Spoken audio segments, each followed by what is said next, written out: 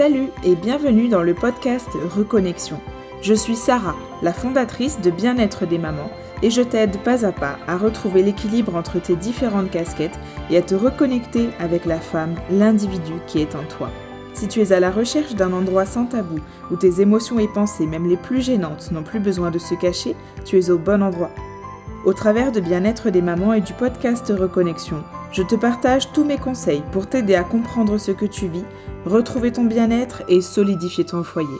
Bonne écoute! Bonjour et bienvenue dans l'épisode de jour. Alors aujourd'hui, nous recevons Laure de Maslow Boîte. Laure, bienvenue.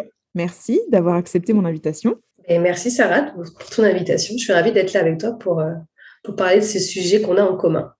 Oui, alors je vais commencer par te présenter et puis je te laisserai rajouter des choses si j'en ai oublié. Le thème du Ça jour, marche. c'est comment trouver l'équilibre et comment s'organiser pour développer son entreprise tout en profitant de ses enfants, puisque c'est un peu ça l'enjeu quand on est maman et entrepreneur, c'est de pouvoir vraiment gérer et équilibrer les deux. Donc aujourd'hui, j'ai tenu à inviter Laure parce que pour moi, elle est vraiment le reflet de ces deux choses-là. Donc Laure, c'est une femme qui aime la vie, mais surtout pouvoir en profiter de façon naturelle et détendue finalement. Tu écoutes ton corps, tu écoutes ton esprit, tu sais ce dont tu as besoin et tu sais comment tu fonctionnes, tu t'écoutes et tu sais dire non. Donc bref, c'est vraiment tout ce que je recommande aux mamans qui m'écoutent, qui me suivent. Et c'est parce que ton style de vie est en accord avec ça et qu'en plus, tu aides les entrepreneurs à vivre de cette façon que j'ai voulu faire ce podcast avec toi. Donc, si vous cherchez Laure sur les réseaux sociaux, c'est Maslow Boîte, tout simplement, parce que du coup, c'est une façon de développer son entreprise de façon, on va dire, à l'écoute de soi. On peut peut-être dire ça. Mhm. Donc, tu es maman de bientôt 2 enfants. Euh, Ouais, Ton conjoint travaille avec des méthodes chinoises dans le bien-être, si j'ai bien tout compris. Et je c'est pense ça. que ça aide aussi dans ce côté slow. C'était un bon petit bonus, j'avoue. Et au niveau pro, donc tu as fait 8 ans en tant que commerciale dans une agence de communication, rédactrice SEO, responsable grand Mhm. compte, et tu as choisi l'entrepreneuriat pour la liberté, comme je pense beaucoup des mamans qui nous écoutent aujourd'hui. Mhm. En tout cas, la base, c'est la liberté, et après, on se rend compte qu'on a d'autres problématiques, et c'est ce qu'on va aborder aujourd'hui. Et donc, tu as trouvé un moyen pour travailler moins, mais mieux. C'est passé de 40 heures par semaine à 25 heures par semaine sans perdre ton niveau de vie ni perdre tes ambitions. Mhm. Donc ça, Tout c'est à vraiment fait. génial. Tu vas nous raconter tous tes secrets. Et sur Maslow Boîte, donc ton entreprise, tu proposes un bundle d'outils qui permettent de travailler de cette façon et aussi un programme d'accompagnement pour aider les entrepreneurs dans cette démarche. Tout à fait. C'est Le- très bien résumé. J'ai un passé assez classique, je pense, comme beaucoup d'entrepreneurs. On a passé un temps dans le salariat. Pour une raison ou pour une autre, ça nous a plus convenu. Et il y a cette recherche de liberté. Alors, liberté dans la gestion du planning, je dirais, mais aussi dans la façon de travailler, dans le choix de ses clients. Et c'est vraiment ce que je suis venue chercher dans l'entrepreneuriat. Et je pense que comme beaucoup aussi, j'ai failli me retomber dans ce piège de finalement, on devient son pire patron et on se remet une pression et on se renferme. Et ma façon d'entreprendre, donc, est le slowpreneuriat. Ça m'a permis d'éviter ça. Ça Mhm. m'a permis de garder justement cette liberté et de pouvoir faire vraiment les choses comme je le sens, comme j'en ai envie et sur mesure, je dirais. Mhm. C'est vrai que moi aussi, du coup, cette envie de devenir entrepreneur, elle est arrivée surtout quand j'ai eu ma première fille parce que j'avais envie de pouvoir être libre de mes horaires, etc. Mhm. Et puis, en fait, en tant qu'entrepreneur, tu as d'autres enjeux que tu n'as pas quand tu es salarié, comme la rentrée d'argent, Tout à qui fait. là, est quand même vachement en lien avec le travail que tu fournis. Du coup, tu te mets une sacrée pression et finalement, tu n'es Mhm. plus aussi libre de tes horaires que ce que tu pensais parce que tu as Mhm. cette pression financière qui entre en jeu. Et j'avoue que découvrir ton compte, ça m'a fait beaucoup de bien parce que ça m'a aidé à lâcher prise. Donc, merci pour ce que tu partages. Avec grand plaisir. C'est le but. Je pense que on est dans on est aussi dans un milieu entrepreneurial qui laisse pas tellement entrevoir 1000 solutions en fait. Et comme tu l'as dit, on a l'impression que de toute façon, pour trouver des clients et gagner sa vie, on n'a pas d'autre choix que de bosser, bosser et toujours plus. Et si on n'a pas de clients, c'est qu'il faut redoubler d'efforts, il faut encore faire plus, plus, plus. C'est très axé sur la quantité et on oublie en fait que là où il faut regarder, c'est plutôt quelles actions on fait exactement et plutôt à rechercher la qualité, c'est-à-dire les bonnes actions qui ne prennent pas forcément plus de temps, mais la solution, ce n'est pas forcément de faire plus, c'est plutôt de faire mieux. Et ça permet du coup, sans s'épuiser et sans sacrifier ce qu'on est venu chercher, de quand même développer ses résultats. Ouais. Est-ce que toi, alors, l'arrivée de ton premier enfant, ça a été un élément déclencheur dans le choix de l'entrepreneuriat? Alors, non. Mon premier enfant, il est arrivé par surprise au moment où je me suis mise à mon compte. D'accord. J'avais déjà décidé donc de me mettre à mon compte pour prendre un peu plus soin de moi, donc avoir plus de liberté. Par contre, ce que ça m'a grandement aidé, en fait, j'avoue, à ne pas retomber dans ces travers-là. C'est-à-dire que même si voilà, j'avais tendance à y retourner un petit peu, le fait d'avoir un enfant, ça m'a mis un garde-fou parce que déjà, tu vois, les soirs, les week-ends, les matins, pour moi, c'était famille. Donc, ça m'a donné une bonne raison. Et je pense que ça m'a facilité le fait de me dire, non, non, le week-end, je bosse pas. Alors que si j'avais pas eu d'enfant, peut-être que je me serais plus laissée aller vers ça. C'est-à-dire que j'aurais eu plus de mal à me faire passer en priorité.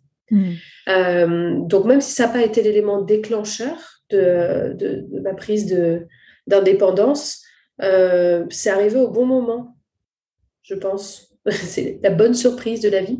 Parce qu'en fait, moi, je le vois notamment dans mes clients qui n'ont pas d'enfants. Je me rends compte que c'est parfois un petit peu plus difficile pour ces personnes-là de respecter un peu les limites qu'elles se donnent parce que dans la mesure où elles n'ont pas d'éléments extérieurs quelque part qui vient à un moment donné les obliger à se concentrer sur autre chose, ça leur demande d'autant plus de mental pour se dire non, non, là j'ai dit que je ne bossais pas, je m'occupe de moi, je le fais. Donc je pense que c'est presque plus facile en fait de respecter ça quand on a des enfants que quand on n'en a pas. Ouais. Moi, j'ai rencontré une autre problématique, c'était le métier passion. Donc, j'ai commencé il y a un peu plus de 3 ans maintenant à mon compte. C'était dans le marketing de réseau. Mais du coup, j'étais passionnée par ce que je faisais. Et en fait, comme tu traites qu'avec du particulier, ils sont disponibles tout le temps un peu et surtout aux horaires hors bureau. Ouais, bien Et, sûr. comme j'avais ma fille, du coup, je me disais, comme tu vois en journée, je n'ai pas non plus bossé 8 heures dans la journée, donc du coup, je bossais aussi le soir, je bossais aussi le week-end. Et en fait, finalement, tu te rends compte que tu travailles tous les jours et que ça ne s'arrête jamais. Alors certes, c'est pas du 8 heures par jour tous les jours, mais c'est quand même tous les jours, il n'y a pas de pause. Et puis des fois le soir, et des fois, comme c'était aussi avec mon téléphone perso et tout ça, du coup le soir, avant d'aller se coucher, tu as encore des messages, tu réponds encore à des messages, tu te réveilles le matin, tu vois encore des messages. Et en fait, Ouais. t'as pas de moment de break. Et ça aussi, je pense que ça peut être Ouais. un risque. Il faut malgré tout, réussir à poser son cadre et à le tenir. Et à le faire sans culpabiliser, en fait. Parce que je pense qu'en soi, chacun est capable de se dire, bon, mais là, j'ai dit que je bossais pas, je bosse pas. Mais souvent, ce qui nous pousse à le faire quand même, c'est la culpabilité, le fait de se dire, tiens, si je réponds pas maintenant, qu'est-ce qu'on va penser de moi? Je vais peut-être perdre une opportunité. La peur, tu vois, de passer à côté de quelque chose, c'est toutes ces angoisses, en fait, qui nous poussent à se remettre au travail alors qu'on s'était dit que là, c'était plus l'heure. Il peut arriver qu'on le fasse aussi parce qu'on a envie. Et à la limite, si on le fait par envie tout le temps et que c'est jamais un poids et que vraiment on se dit jamais oh là là, j'aimerais bien avoir juste un jour off, en soi, il n'y a pas de problème, tu vois. Il y a des gens qui prennent soin d'eux, qui prennent quand même du temps pour eux, juste ils vont avoir un emploi du temps, ils vont travailler un peu tous les jours et ça ne va pas les fatiguer. Ils vont pas avoir cette sensation d'avoir besoin de temps de couper. Ça, c'est possible, mais c'est rare en fait. Parce qu'il y a toujours un moment où on se dit, bon, là, j'aimerais bien avoir un jour où je fais un peu autre chose. Et là, quand on n'y arrive pas, c'est souvent par crainte de quelque chose. Je pense que c'est important d'être à l'écoute de son corps et de son esprit, parce que si on sent quelque Mm. part que ça ne nous convient pas, qu'il y a quelque chose qui ne va pas, c'est important de s'écouter et de ne pas continuer à forcer, Tout à et- fait. parce que c'est en fait le fait de forcer qui nous amène à des choses comme le burn-out ou des choses comme ça. Exactement. Ouais, et puis on travaille moins bien, en fait. On travaille moins bien. Donc, au départ, on se force pour les autres en se disant, mais comme ça, je vais être réactive, je vais être disponible, etc. Et sur le moment, ça ne se voit pas forcément, mais à terme, on finit par moins bien bosser. Et donc, là, c'est pas bon pour les autres non plus. Mm, mm. Ouais. Et pas pour notre famille non plus. Et pas pour notre famille non plus, parce que on a beau parler de distinguer pro et perso, quand on est de mauvais poil à cause du boulot, des fois, c'est difficile de... Et inversement, d'ailleurs, hein. Il y a des gens qui arrivent à mettre cette espèce de... Tu vois, à changer de casquette et passer de l'un à l'autre. Mais déjà, je suis pas sûre que ce soit très bon de retenir tout ça. Et la plupart des gens, ben, quand on est agacé, stressé par un pan de notre vie, ça va facilement se reporter sur les autres. Mm. Donc, ouais, pour bien profiter de ses enfants, ben, moins on va arriver du boulot énervé, stressé, et mieux c'est aussi pour notre relation avec eux. Et puis nous, souvent, les mamans entrepreneurs, elles travaillent aussi de la maison et du coup, forcément, Ouais, entremêlées, il n'y a pas de... C'est clair que c'est comme ça. Et ouais.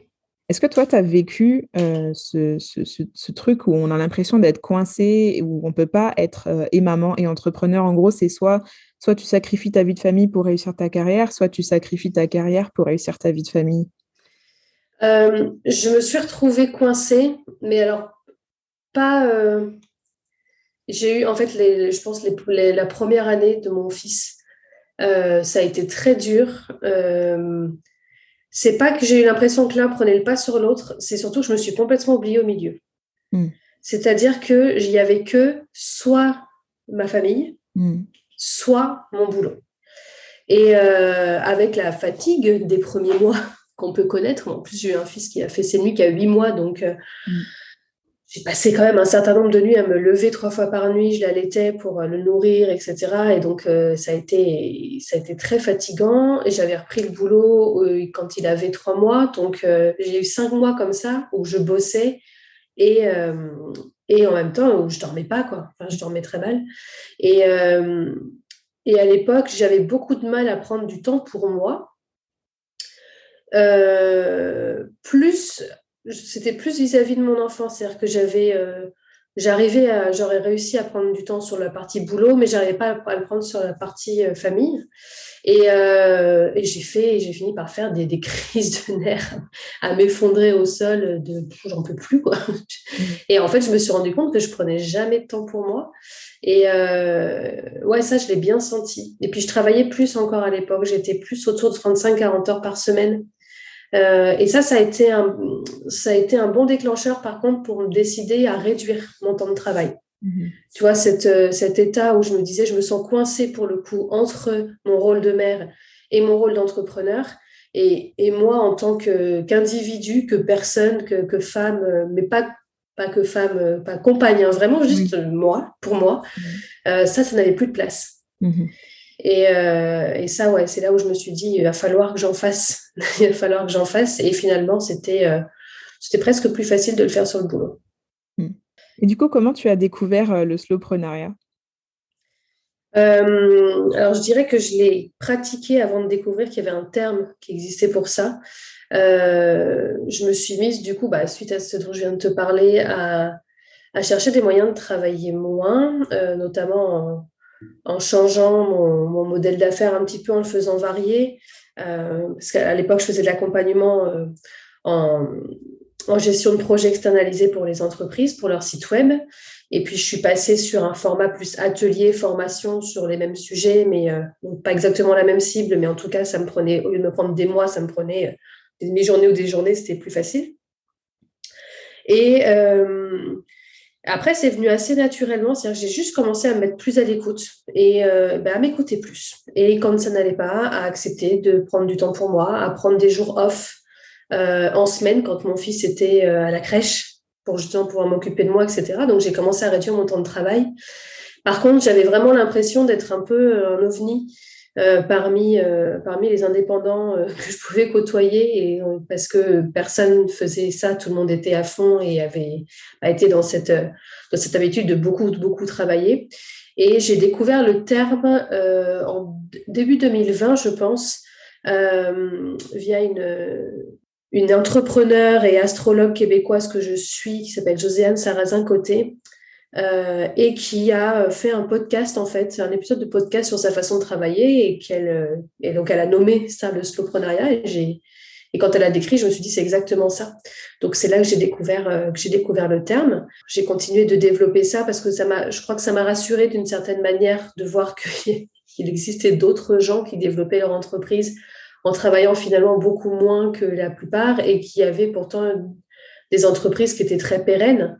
Et ça, voilà, ça m'a permis de dire que j'étais pas complètement à côté de la plaque, ce que j'ai cru pendant un moment, et que c'était possible. Donc, j'avais le choix de persister là-dedans, et qu'il était possible, en fait, de faire les choses sur mesure.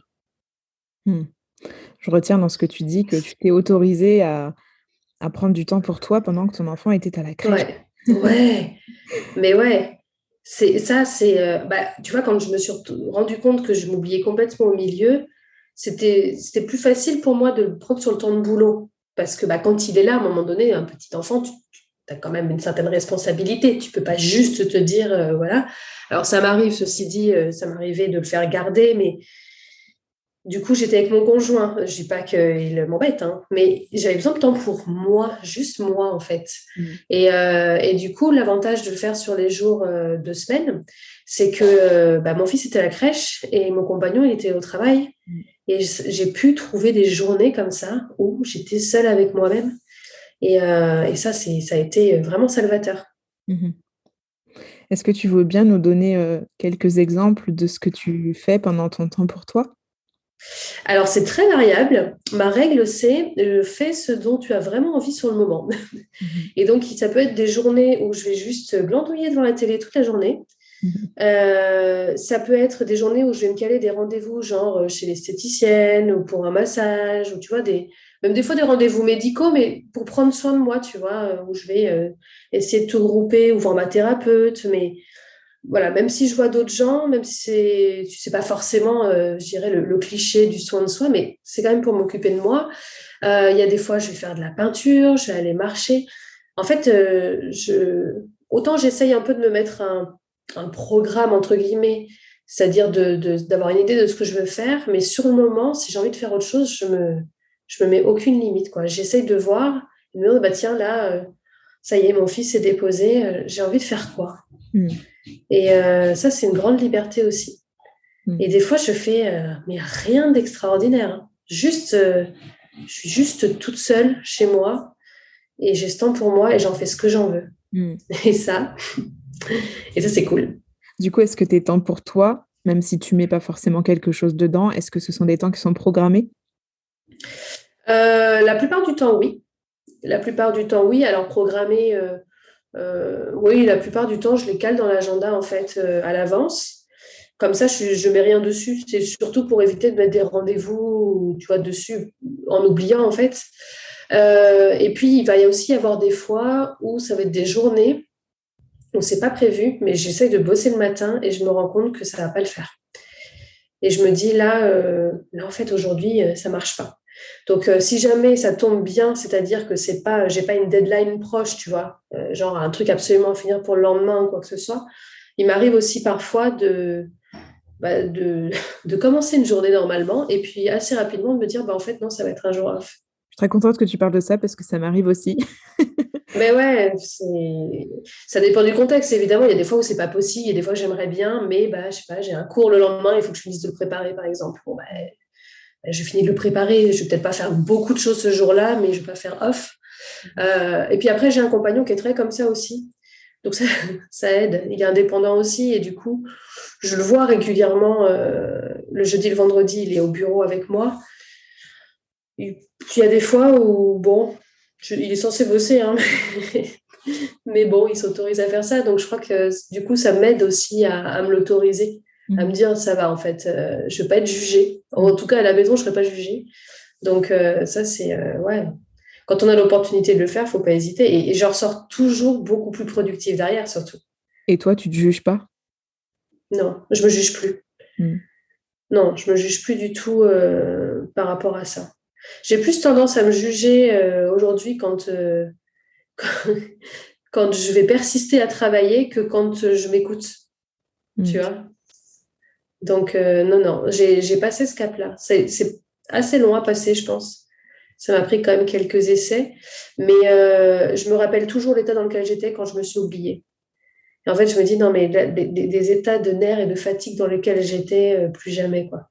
Et tu vois, c'est vraiment des sensations que j'ai ancrées, qui sont hyper négatives, mais que j'ai vraiment ancrées dans ma chair, tu vois, pour me dire, quand j'hésite, de me dire, non, non, regarde ce qui t'attend si jamais tu le fais pas, tu vas pas retourner là-dessus, quoi.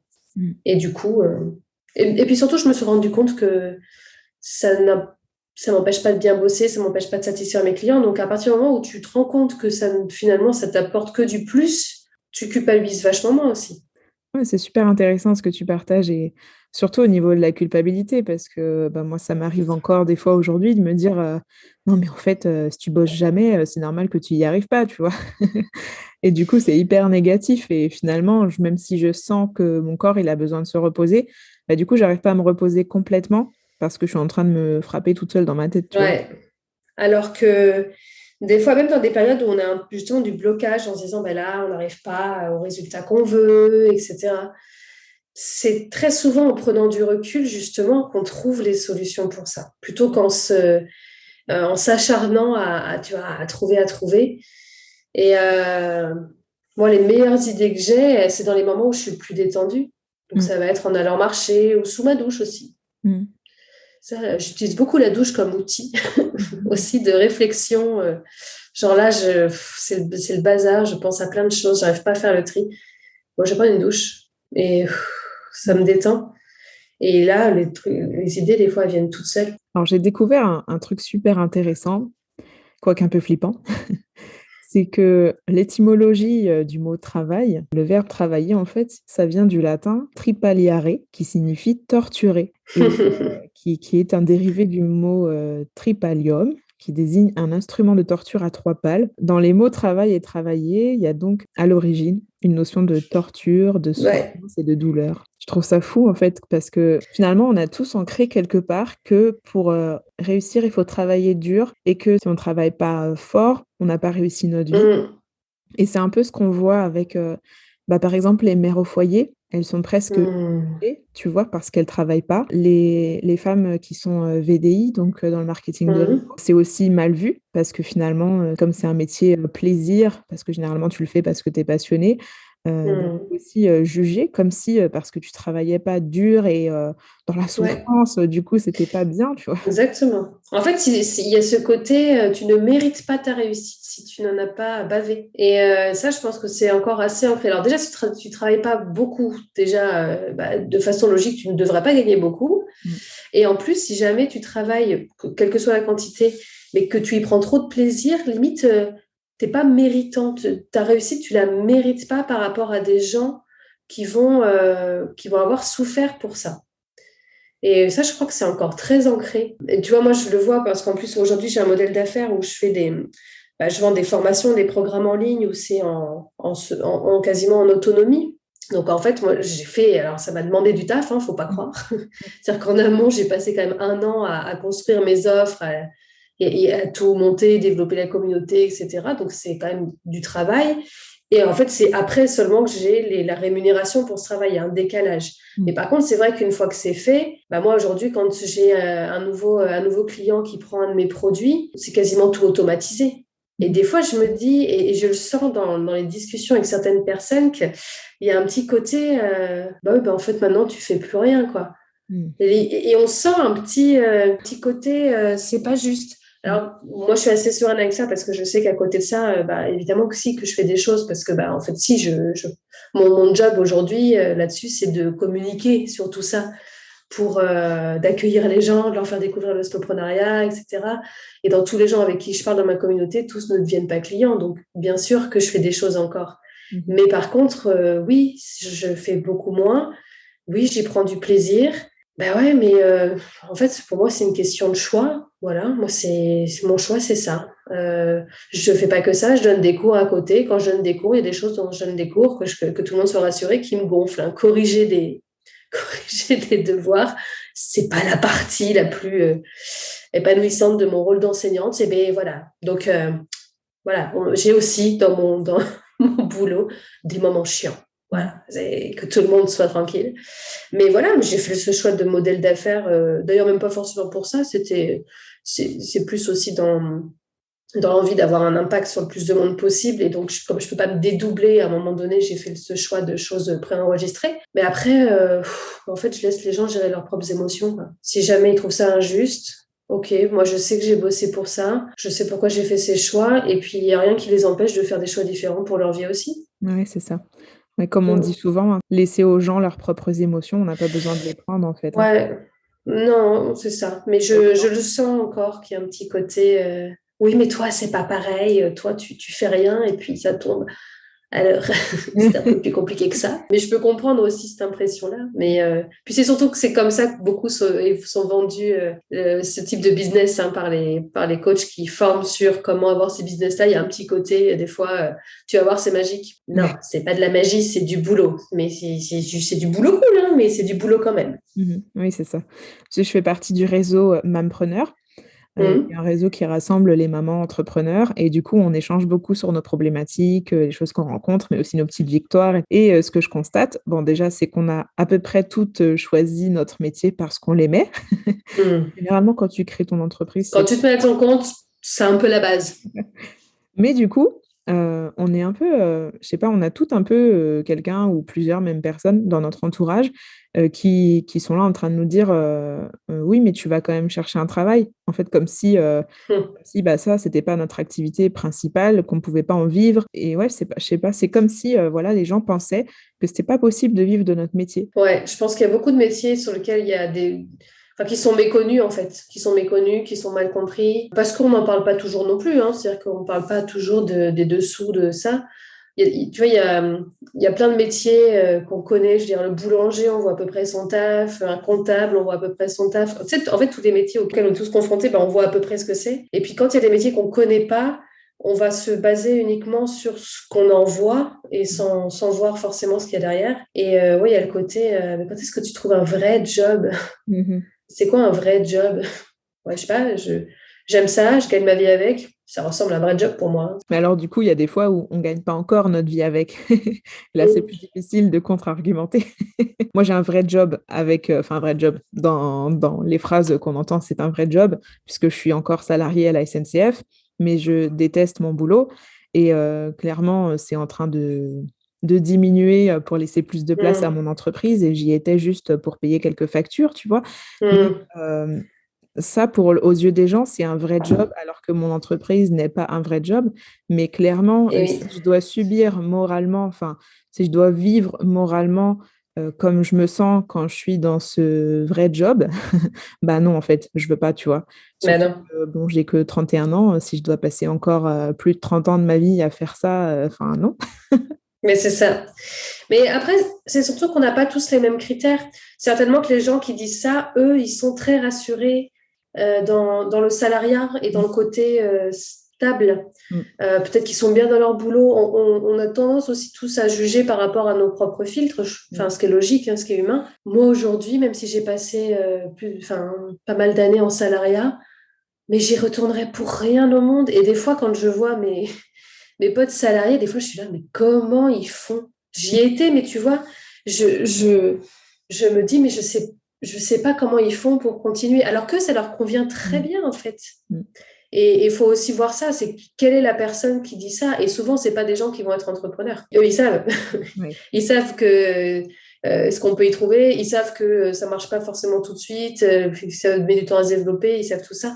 Et les gens vont juste dire ça par rapport à leur vision du travail et ce que eux, qu'est-ce qui leur convient à eux. Mm, mm. Bon, alors on a fait un super débat le travail entrepreneurial et maintenant on passe un peu dans le vif du sujet. Alors qu'est-ce que tu pourrais donner comme conseil aux mamans entrepreneurs qui nous écoutent pour développer leur entreprise tout en profitant de leurs enfants? La première chose que je leur dirais, c'est d'intégrer le temps qu'elles ont envie de passer avec leurs enfants, de dédier à leurs enfants dans leur cadre de base. Ce qui se passe souvent, c'est qu'on se dit, alors il y a les horaires après de l'école, de la nounou, etc. Mais donc ça, on y est un petit peu obligé. Mais on a tendance aussi à se dire, bon, j'ai tant de travail à caler, donc il va falloir que je les cale. Donc soit c'est pendant qu'ils sont pas là, soit c'est le soir après une fois qu'ils sont couchés, soit le week-end pendant la sieste, etc.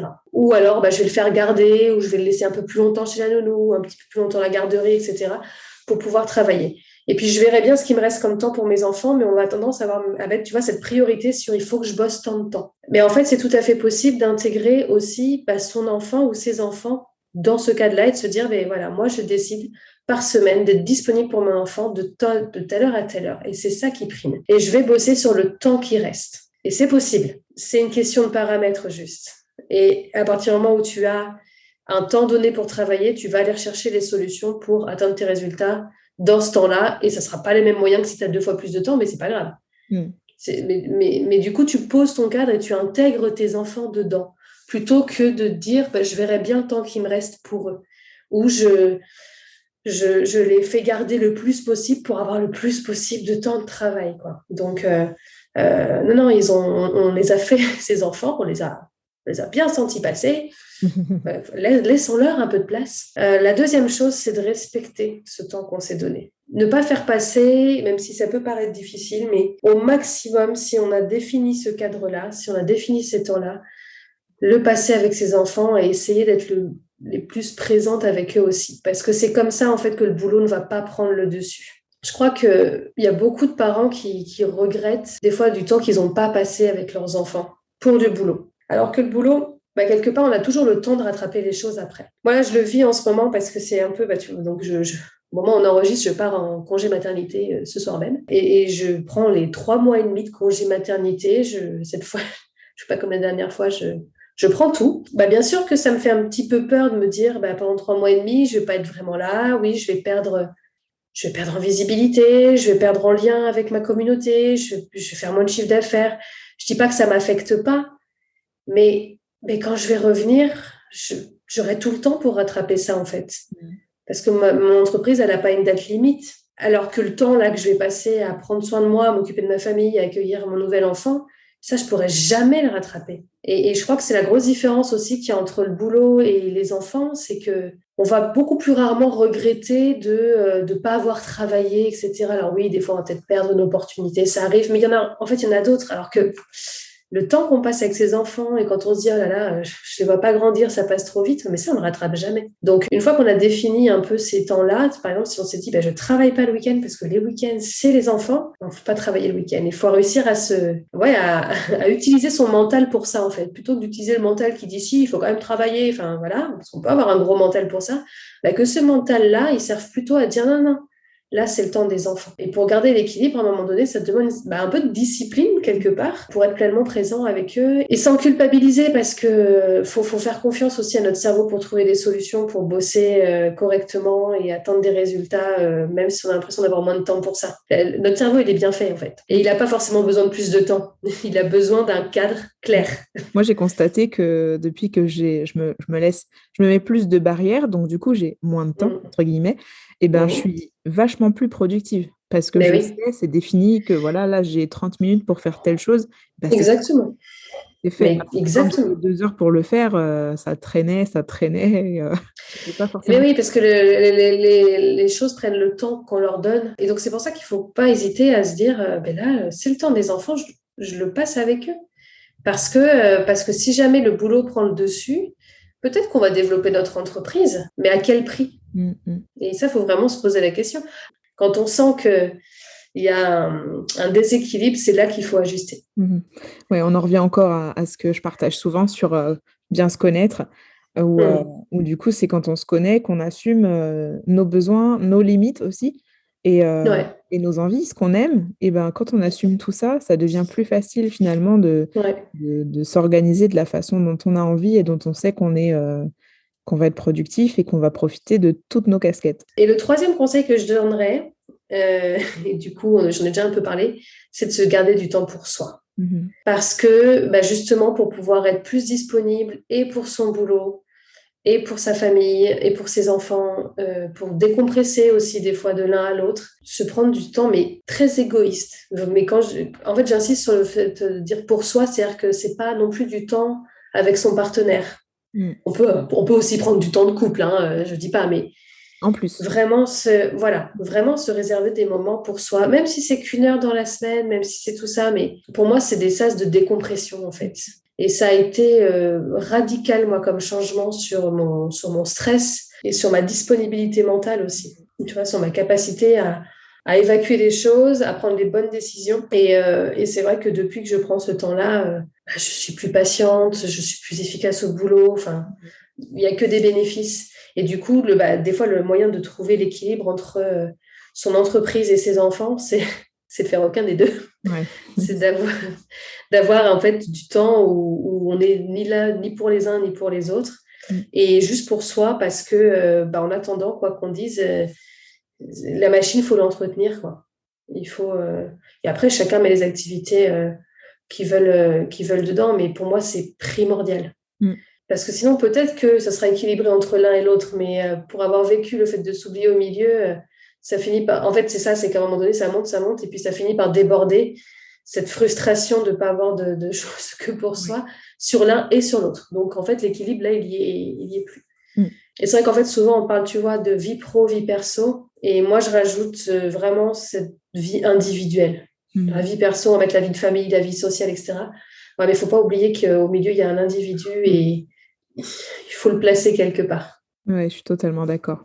Même si c'est pas forcément, 1 heure ou un grand créneau ou parce que des fois, on me dit souvent que: Mm. «Ah oui, j'ai pas un après-midi par semaine de disponible», mais c'est pas grave, mais même si tu as que 5 minutes ou 10 minutes ou 15 Mm. minutes dans ta journée où tu prends ce moment, de toi à toi pour faire quelque chose que Mm. toi tu aimes, qui te ressource toi. En fait, c'est ça qui Ouais. est important, c'est de recharger tes batteries. C'est comme Mm. aujourd'hui, on a du mal à s'imaginer, sortir de chez nous si notre téléphone, il est pas chargé. Bah, comment tu peux te dire que tu vas vivre tes Exactement. journées alors que tu as pas rechargé tes propres batteries, quoi? C'est ça, c'est ça. Et pourtant, on le fait souvent, hein. C'est tirer sur la corde et le corps, il est là, il le signale petit à petit. Il fait petite fatigue, un petit mal de tête, un petit problème de digestion.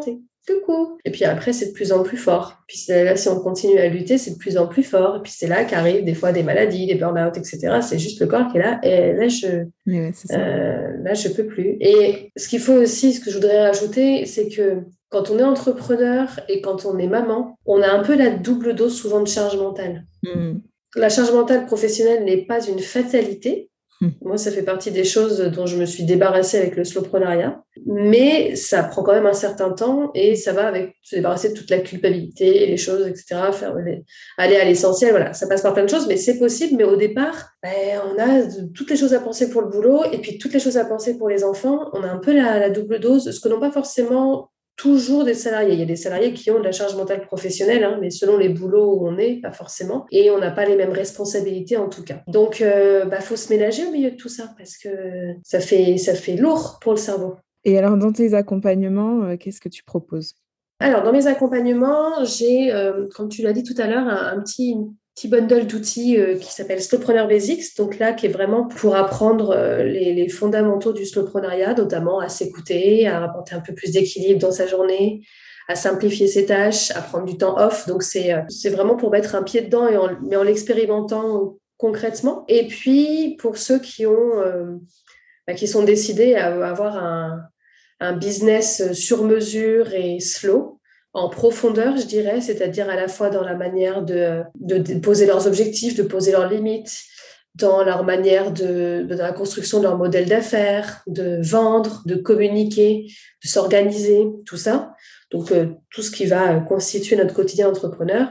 Là, j'ai un programme qui s'appelle le programme Masse le Boîte, qui se suit sur plusieurs mois. C'est préenregistré sur cette partie apprentissage, mais pour bien intégrer, ça met minimum 3 mois, et dans lequel il y a aussi une communauté d'entraide pour aller partager ses succès, demander de l'aide quand il y a besoin. On se fait des lives aussi mensuels où moi, je vais répondre de vive voix aux problématiques individuelles pour pouvoir, autant je ne fais pas du tout d'accompagnement individuel du début à la fin, mais en fait, pendant ces échanges-là, ou sur le groupe Discord, bah, je vais répondre évidemment en fonction du cas de chacun.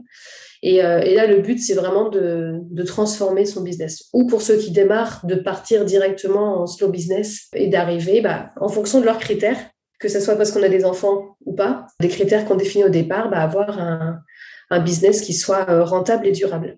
Ok, mais c'est super intéressant. Ça promet plein de belles choses. Donc, vous pouvez retrouver Laure sur Instagram et sur son site internet Maslow Boîte. Je mettrai tous les liens en descriptif du podcast. Merci beaucoup, Laure, d'être intervenue dans cet épisode. Ça a été, je pense, très riche et très encourageant. Merci beaucoup en tout cas pour ton invitation et pour ces échanges qui sont toujours hyper intéressants pour moi aussi. Merci, Laure. À bientôt. À bientôt. Reconnexion, le podcast de bien-être des mamans. Une vie équilibrée pour une maternité sereine.